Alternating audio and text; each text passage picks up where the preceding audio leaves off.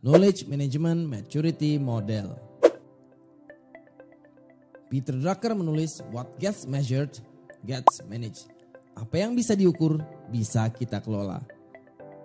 Atau kebalikannya, sesuatu yang tidak terukur tidak bisa kita kelola. Dalam implementasi, kita harus melakukan pengukuran seberapa matang tata kelola pengetahuan kita. Dengan Knowledge Management Maturity Model, kita bisa mendapatkan informasi mengenai sejauh mana proses pengembangan knowledge management telah terlaksana secara efektif. Sebelum menggunakan model ini, sebaiknya perusahaan melakukan knowledge management assessment terlebih dahulu agar data atau informasi yang diolah benar-benar merefleksikan kondisi sebenarnya. Model ini juga digunakan sebagai dasar bagi pembuatan roadmap di perusahaan.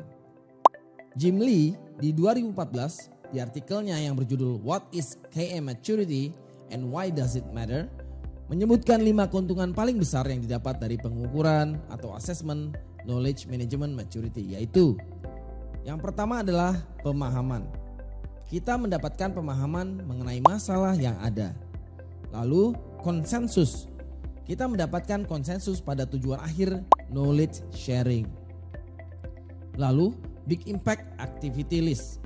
Kita menemukan aktivitas-aktivitas yang memiliki dampak besar. Berikutnya adalah roadmap. Kita bisa mendapatkan roadmap yang dibutuhkan untuk mencapai tujuan. Dan yang terakhir adalah peluang memahami knowledge management yang lebih baik.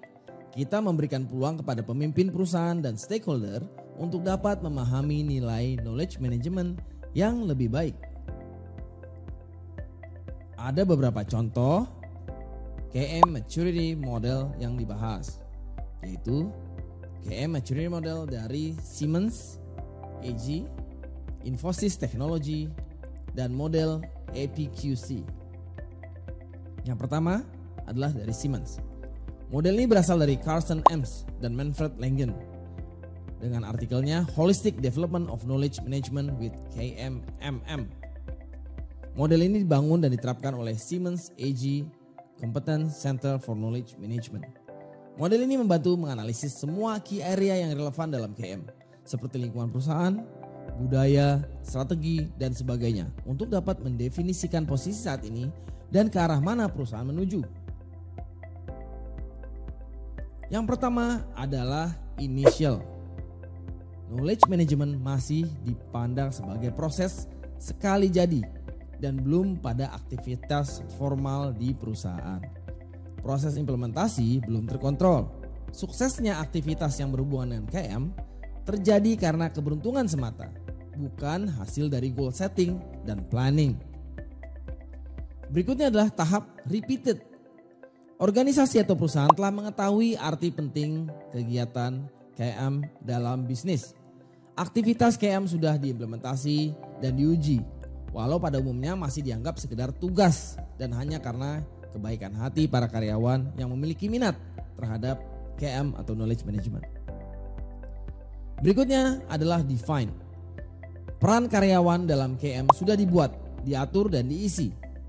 Aktivitasnya pun stabil dengan adanya dukungan dari setiap bagian di perusahaan, terintegrasi dengan praktik keseharian di dalam organisasi atau perusahaan. Secara sistem teknis dipelihara dengan baik. Tahap berikut adalah managed. Managed pada dasarnya sama dengan level define. Hanya saja pada tahap ini semuanya menjadi lebih terstandarisasi. Aktivitas KM dimasukkan ke sistem yang sesuai dengan lingkungan perusahaan. Efektivitas KM diukur secara berkala dengan adanya pengukuran atau indikator. Yang terakhir adalah tahap optimizing. Pada level ini, knowledge management atau KM sudah disempurnakan, dikuasai, dan diaplikasikan secara fleksibel terhadap perubahan di internal dan eksternal. Alat ukur sudah dikombinasikan dengan instrumen pengendalian strategis. Sudah tidak ada lagi masalah yang tidak bisa dipecahkan dengan KM tools yang ada. Model berikut adalah dari Infosys Technologies. Di tahap pertama adalah default. Di level ini, satu-satunya cara untuk menciptakan knowledge perusahaan adalah dengan melaksanakan pelatihan-pelatihan atau training formal, baik secara in-house maupun public training yang dilakukan sesuai kebutuhan. Belum ada manajemen knowledge. Lalu reaktif, level kedua. Di level ini, knowledge dibagikan hanya ketika ada kebutuhan. Level berikutnya adalah aware. Di level ini, sistem KM dasar dibangun untuk memenuhi kebutuhan bisnis. Kegiatan sharing knowledge secara aktif didorong untuk menjadi aktivitas rutin dan keuntungan dari KM mulai dirasakan.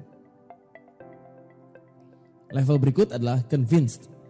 Di level ini, perusahaan membuat KM system yang diterapkan dalam kegiatan sehari-hari. Kualitas dan penggunaan konten dalam KM divalidasi atau diuji secara berkala dan knowledge dapat digunakan kembali untuk proyek-proyek tertentu. Dan yang terakhir adalah sharing. Level ini terjadi saat sharing knowledge menjadi budaya perusahaan. Batasan-batasan atau sekat-sekat dieliminasi dan proses pengembangan knowledge secara terus-menerus ditingkatkan. Lalu berikutnya adalah KM Maturity Model dari APQC atau American Productivity Quality Center. Dari model ini, yang pertama adalah tahap initiate. Pada tahap ini, organisasi belum memiliki praktik-praktik yang konsisten dalam aktivitas knowledge management. Lalu yang kedua adalah tahap develop. Fokus utama KM pada tahap ini adalah pembentukan strategi yang selaras dengan strategi bisnis perusahaan. Lalu tahap standardized. Pada tahap ini, KM atau knowledge management turut dalam bagian change management dalam sebuah organisasi. Yang berikut adalah optimize. Pada tahap ini, sebuah organisasi dituntut untuk mengoptimalkan seluruh aktivitas KM.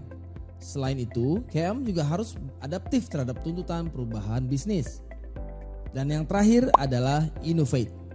Tujuan dari level ini adalah meningkatkan proses core bisnis dengan mengoptimalkan aktivitas KM yang telah distandarisasi, menanamkannya ke proses bisnis agar mendapat hasil bisnis yang diinginkan, serta mendapat terobosan inovasi.